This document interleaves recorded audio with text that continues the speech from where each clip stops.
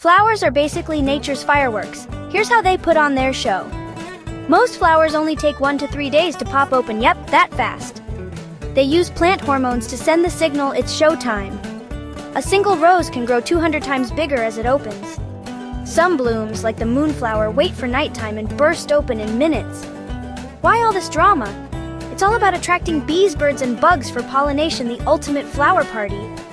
Plus, bright petals and sweet smells are like neon signs for nature's VIPs. Fun fact, some flowers actually make popping sounds as they bloom. Next time you spot a flower, remember, it's not just pretty, it's a mini miracle in motion.